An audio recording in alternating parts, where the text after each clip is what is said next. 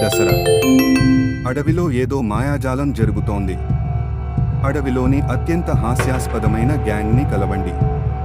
కోయల, కోతి, పంది, ఏనుగు మరియు నక్క.